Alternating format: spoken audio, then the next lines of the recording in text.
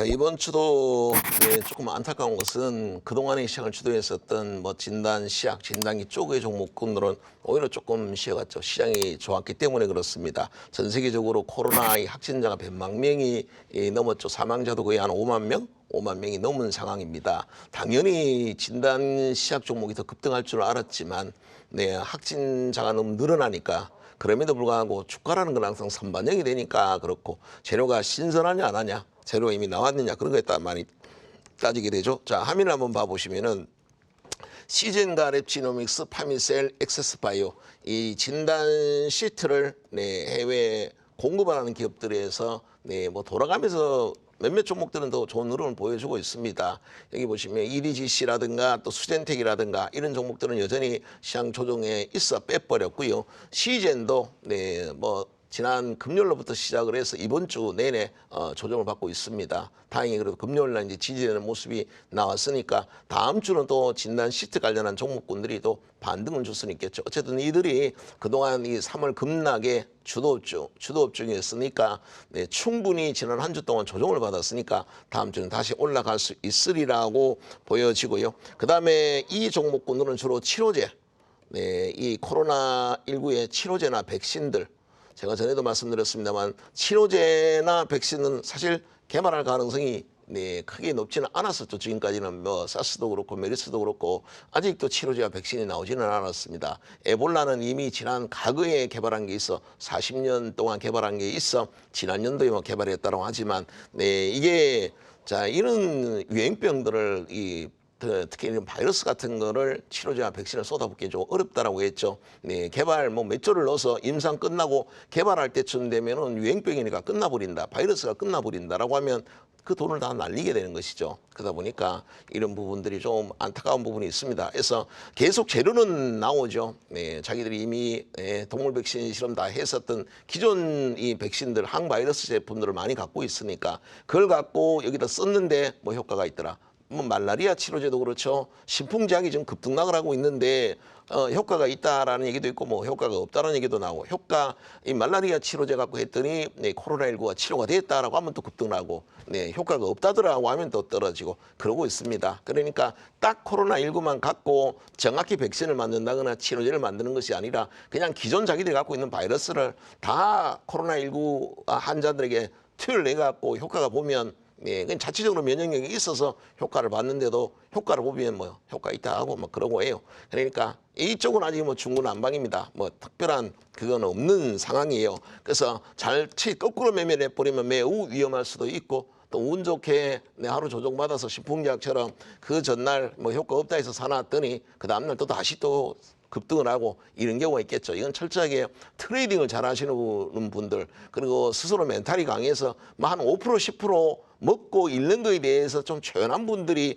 이런 종목들 진단기 시트도 하고 치료제 백신을 내야지 1, 2%에 벌벌 떠는 분들은 이거 손 내면 안 되죠. 이거는 아예 이 트레이딩이 익숙해지는 선수들이 해야 되는 영역이다. 뭐 그러니까 그런 분들이 이런 걸 또 안 하면 되나 그죠? 명색이 선수인데 선수들이요 2, 3%에 바로 손절 들어갈 수 있고 10% 먹고 그냥 털고 나오고 이거를 잘하는 분들에게는 이건 노다지죠. 그러니까 이거는 코로나 관련한 종목들 는 해야 된다라는 거죠. 그러나 개인들 사서 자꾸 묻는 걸 좋아하는 분들 사면 그냥 본드인 분들이 안 파는 분들은 절대 접근 불가다라는 말씀을 드립니다. 자 그리고 이것도 코로나19 관련해서 확진자들 감시하는 장비들이죠. 감시 장비들 뭐 심장 충족기도 있겠고 산소 포화도 측정하는 기계도 있겠고 뭐 혈압 측정기 등등 그런 것들을 공급하는데 이게 최근에 이제 수요가 급격히 증가하기 시작을 했어요. 그래서 이 종목군들 여전히 다 살아 있습니다.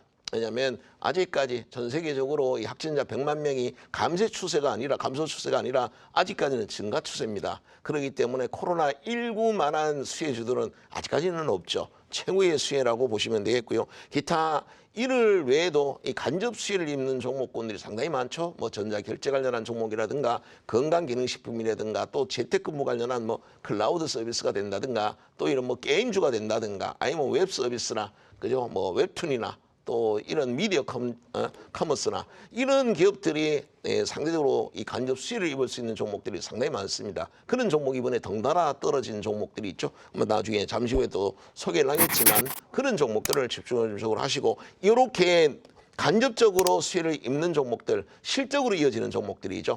그런 종목들하고 얘들은 재료로 움직이는 종목들이 많죠. 재료로. 물론 진단 시트는 이번에 뭐 본격적으로 대규모 공급을 하니까 실적으로 이제 이어지겠지만 굉장히 미미할 겁니다. 이들이 전체 캐파에서 이들이 지금 이 바이오 기업들이 임상을 하면서 매년 몇백억 몇천억씩 적자를 나는 경우가 허다하기 때문에 이걸로 진단 시트 공급해서 이걸 갖고 적자를 메울 수 있는 상황은 아닐 겁니다. 그러니까 대부분 재료로 올라가는 거지 실적으로 올라가는 것은 아니죠. 그러나 전자결제라든가 뭐 게임이라든가 이런 것들은 얘기가 좀 달라지죠. 이런 것들은 간접 수혜 종목군들은 오히려 실적으로 이어질 겁니다. 뭐 웹툰 관련한 기업이 될 수도 있겠고 재택근무 관련한 기업들도 뭐 이런 화상 솔루션이 수요가 엄청나게 늘어나고 있으니까 그렇죠. 그런 것들은 실적으로 일어날 수 있을 겁니다.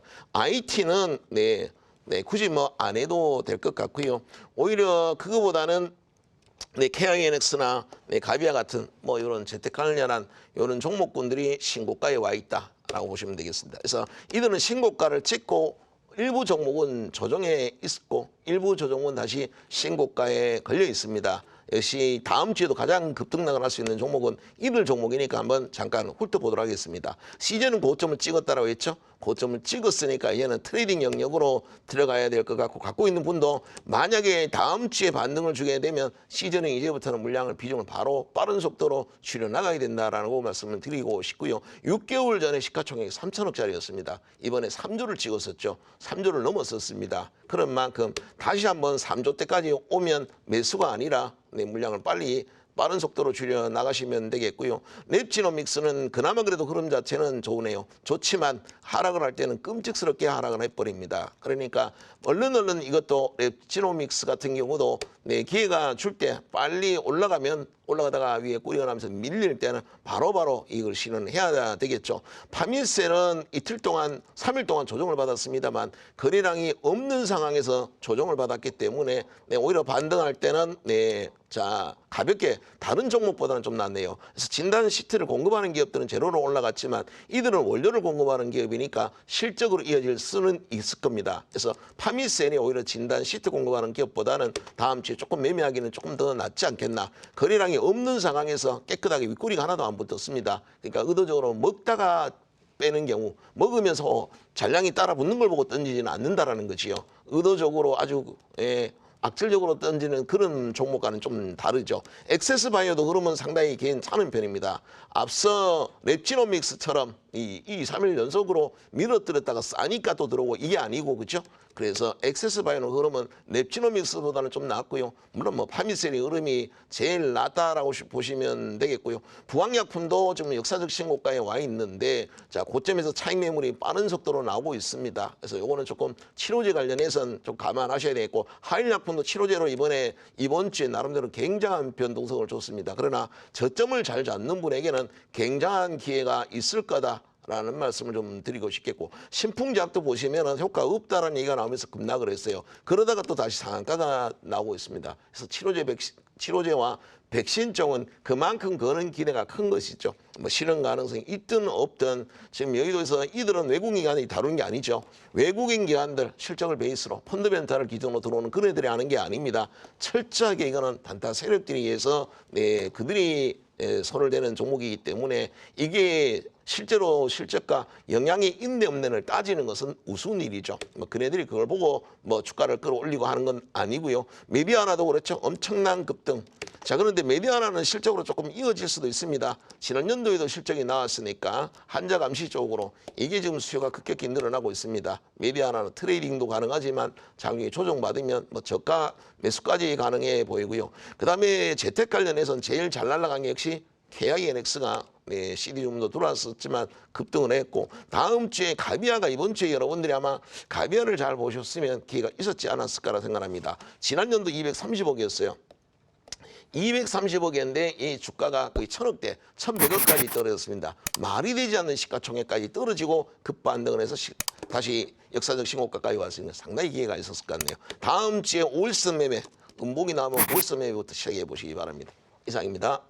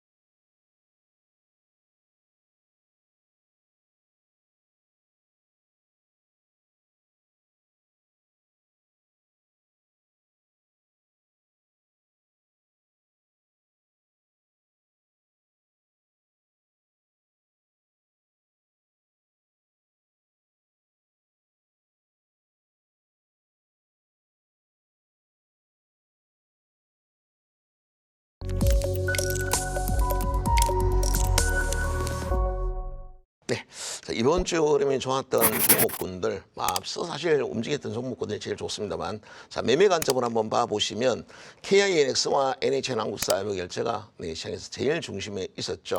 주목을 많이 받았었던 종목이고, 여기 보시면 2차전지 쪽도 이번에 테슬라가 주가가 급등을 했죠. 주말장에 테슬라가 목요일장에 급등을 했습니다. 국제유가가 갑자기 한 20% 급등을 하는 바람에 그렇죠. 국제유가가 오르게 되면 당연히 2차 전지 관련한 종목군들도 조금은 흐름이 좋다고 봐야 되겠죠. 자, 관련한 종목을 한번 확인 한번 해보도록 하겠습니다. KINX와 NHN한국사이버 같은 경우도 전자기체 쪽입니다. 바로 코로나19 확산과 실질적인 수혜 종목인데 이 종목이 이번에 하락을 했다라는 거, 그렇죠? 모르니까 그냥 같이 틈에 걸리니까 같이 던졌던 거죠. KINX도 같이 던졌던 거였고, 그리고 다 땅을 치고 지금 후회를 하고 있습니다. R서포트도 똑같이 던졌죠. 재택근무 관련한 종목입니다. 재택근무에 필요한 화상이 보시면 솔루션, 바로 리모트 미팅이 이게 지금 지난 연도에 비해서 2배 가까운 좀 판매가 일어나고 있습니다. 근데 최고의 기업인 R서포트도 똑같이 이번에 바닥에 던지고 역사적 신고가를 찍었습니다. 얼마나 억울하겠습니까? 그러니까 이번 코로나19와 수혜 종목인데 가비아도 그렇죠. 얘도 수혜 종목이잖아요. 가비아도. 근데도 불구하고 그냥 투매가 나오니까 다 같이 던진 거죠. 그래서 이런 경우는 진짜 물반 고기반인 경우가 상당히 많습니다. 그러니까 이번에 코로나19로 오히려 수위를 입었는 종목이 어떤 종목인가를 생각을 좀 하시고 무조건 던지지 않는 게 맞지 않나. 자, 아모그린텍이 점핑 양봉이 나왔고 코인테크도 금요일 날 점핑 양봉이 나왔습니다. 아마도 테슬라의 급등, 뭐 국제유가의 급등이 관련이 좀 있을 것 같네요. 다음 주 월요일 날 음봉이 나면 그때부터 다시 한번 시작을 해 보시기 바랍니다. 이상입니다.